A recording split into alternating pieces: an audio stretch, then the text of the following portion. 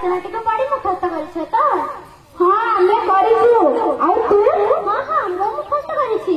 ତୁମେ ମାନେ ଗୋଟେ କଥା ଜାଣିଛ, ଗତକାଲି ରାତିରେ ଶିକ୍ଷୟିତ୍ରୀ ମତେ ଗୋଟେ ରଚନା ଦେଇଥିଲେ, ଯାହା ଘରେ ମତେ ବାପା ମା ଜେଜେ ସମସ୍ତେ ବିଭିନ୍ନ ପ୍ରକାର କଥା କହି ମତେ ବୁଝେଇଛନ୍ତି, ଯାହା ଆଜି ମୁଁ ତୁମ ସମସ୍ତଙ୍କୁ କହିବି। ଆରେ ତୁମମାନେ ଗୋଟେ କଥା ଜାଣିଛ? କଣ? ଆମ ଘର ପାଖରେ ଯୋଉ ରତନୀ କାକି, କଣ ମୁଁ ଜାଣିପାରୁନ, ଏ ଯୋଉ ରତନୀ କାକି, ଓହୋ, ତାଙ୍କ ସ୍ୱାମୀ କାଲି ପେଟେ ମଦ ପିଇ ଡ୍ରେନରେ ପଡି ପେଣ୍ଟରେ ଝାଡା କରି କଣ ଗନ୍ଧ, ଛି ଛି ଛି। ତାପରେ ଘରକୁ ଫେରିଲା ବେଳକୁ ତାଙ୍କ ସ୍ତ୍ରୀ ରତନୀ କାକୁ ଯୋଉ ରାଗିଥିଲେ, ଝାଡୁରେ କି ମାଡ ଲୋ ମୋ ମା। ଓହୋ, କହନା ମୁଁ ଭାଇଥିଲେ ଜମା ପିଅନ୍ତି ନାହିଁ। ପିଲାମାନେ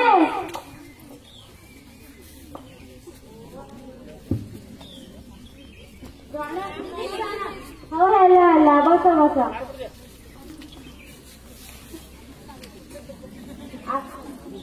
ଆପଣ ମାନେ ତ ଦେଖିଲେ କେମିତି ଗୋଟେ ପରିବାର ମଦ ନିଶାରେ କେମିତି ବାପ ଝିଅଟା ହେଇଗଲା ଗୋଟେ ଝିଅ।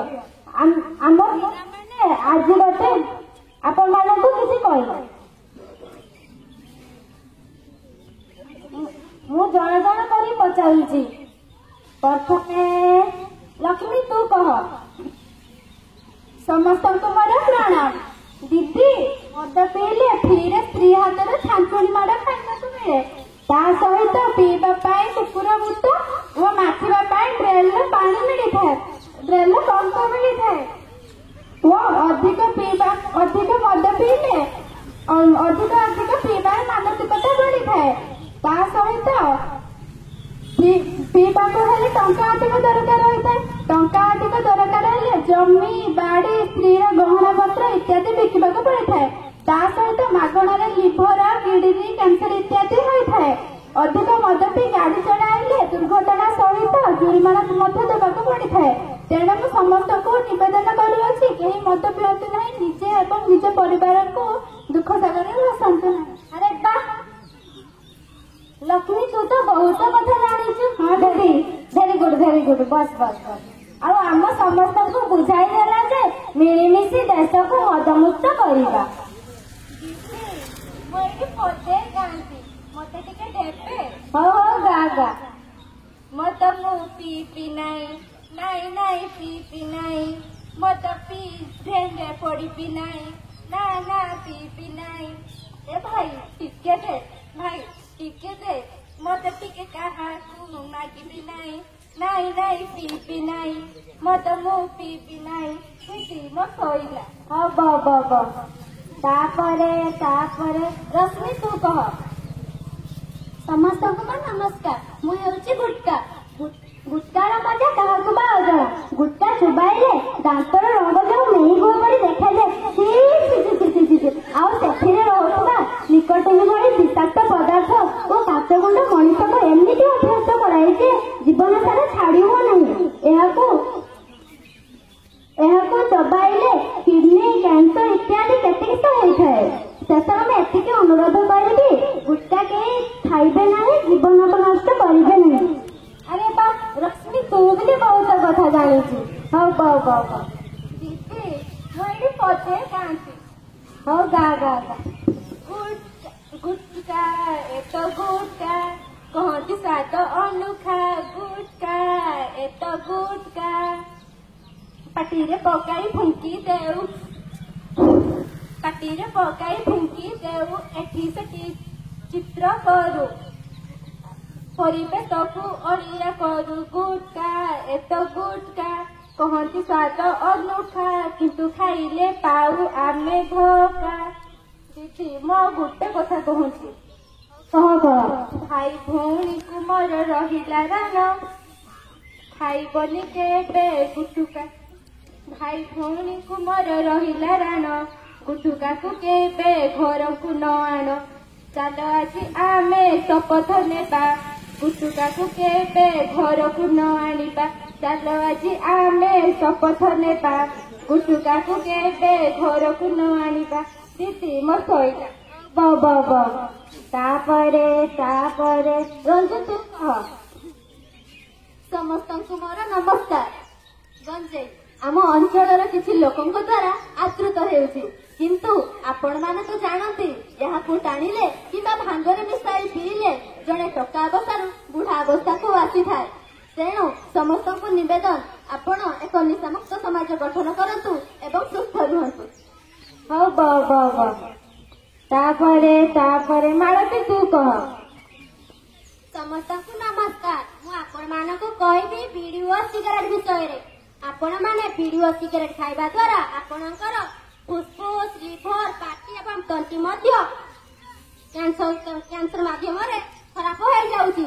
ତାର ଯୋଉ ଧୂଆଁ ଆପଣମାନଙ୍କର ଆଖପାଖରେ ଲୋକମାନଙ୍କର ଏବଂ ଛୋଟ ପିଲାମାନଙ୍କର ସ୍ୱାସ୍ଥ୍ୟରେ ମଧ୍ୟ ପ୍ରଭାବିତ ହେଉଛି। ଆପଣମାନେ ବିଡି ଓ ସିଗାରେଟ ଟାଣିବା ଦ୍ୱାରା ଆପଣମାନଙ୍କର କ୍ୟାନ୍ସର ମଧ୍ୟ ହେଉଛି। ସିଗାରେଟ ଟାଣି ତାର ଛୋଟିଆ ଖଣ୍ଡକୁ ଆପଣମାନେ ଇଆଡ଼େ ସିଆଡ଼େ ଫୋପାଡ଼ି ଦେଉଛନ୍ତି। ତାହା ଦ୍ୱାରା ଜଙ୍ଗଲ ଓ ଅନ୍ୟାନ୍ୟ ସ୍ଥାନରେ ନିଆଁ ଲାଗିଯାଉଛି। ତାହାରି ପାଇଁ ଆପଣମାନଙ୍କର ଧନ ଜୀବନ ଏବଂ ଜୀବଜନ୍ତୁ ମଧ୍ୟ ଏବଂ ପରିବେଶ ମଧ୍ୟ ନଷ୍ଟ ହେଉଛି। ସେଥିପାଇଁ ଆପଣମାନେ ସଚେତନ ହେଲେ ଆପଣମାନଙ୍କର ଟଙ୍କା ବଞ୍ଚିବା ସହିତ ଆପଣମାନଙ୍କର ସ୍ୱାସ୍ଥ୍ୟ ମଧ୍ୟ ଭଲ ରହିବ। ଆପଣମାନେ ନିଜର ସ୍ୱାସ୍ଥ୍ୟ ମଧ୍ୟ ରଖିବେ ଏବଂ ଆପଣଙ୍କୁ ଏତିକି ବିନତି କରୁଛି ଆପଣମାନେ ନିଶା ସେବନରୁ ମୁକ୍ତ ହେବା ପାଇଁ ଶପଥ ନେବା। ହଉ ମାଳତୀ ବକ। ଆମେ ସମସ୍ତେ ଯଦି ମାଳତୀ କଥା ମାନିବା ତେବେ ଯାଇ ରୋଗଠାରୁ ଦୂରେଇ ରହିବା। ଆଜିକାଲି ପିଲାମାନେ ତ ବିଡି ସିଗାରେଟ ଖାଲି ଦେଶକୁ ଆଜିକାଲି ବିଡି ସିଗାରେଟ ଖାଲି ପିଲାମାନଙ୍କୁ ନଷ୍ଟ କରୁଛି ତାହା ନୁହେଁ, ମୋବାଇଲ ଏକ ବଡ ସମସ୍ୟା। ଆଜିକାଲି ଛୋଟ ପିଲାଠାରୁ ବଡ ବୟସ୍କ ପର୍ଯ୍ୟନ୍ତ ମୋବାଇଲ ମାୟାରେ ଜଡିତ। ଏହି ମୋବାଇଲ ବିଷୟରେ ଆମକୁ ପଲ୍ଲବୀ ଏବେ କହିବେ। ପଲ୍ଲବୀ ତୁ କହ। ସମସ୍ତଙ୍କୁ ମୋର ଶୁଭ ଅପରାହ୍ନ। ଦିନେ ମୋବାଇଲ ଥିଲା ବାର୍ତ୍ତାଳାପର ମାଧ୍ୟମ। ମୋ ମା ବାପାଙ୍କ ପାଖକୁ କଲ୍ କରୁଥିଲେ। ଭଲ ମନ୍ଦ କଥା, ବ୍ୟବସାୟ ବାଣିଜ୍ୟ କଥା ଜାଣିବା ପାଇଁ ବନ୍ଧୁବାନ୍ଧବ ମାନେ ଘରକୁ କଲ୍ କରୁଥିଲେ।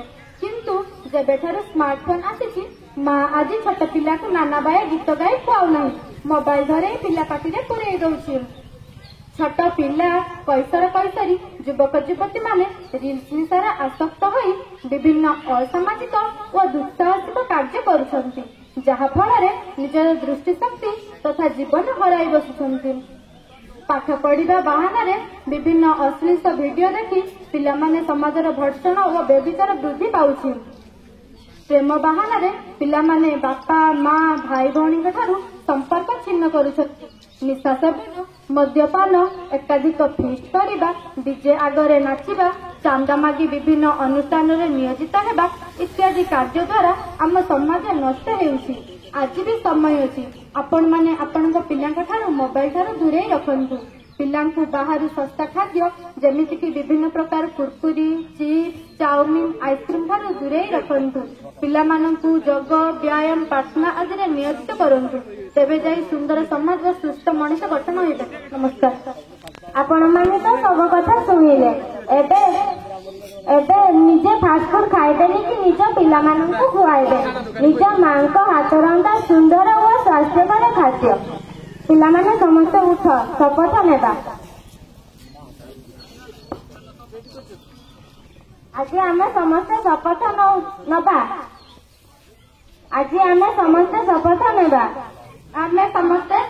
ନେବା। ଦେଶକୁ ସୁନ୍ଦର କରି ଗଢି ତୁଳିବା।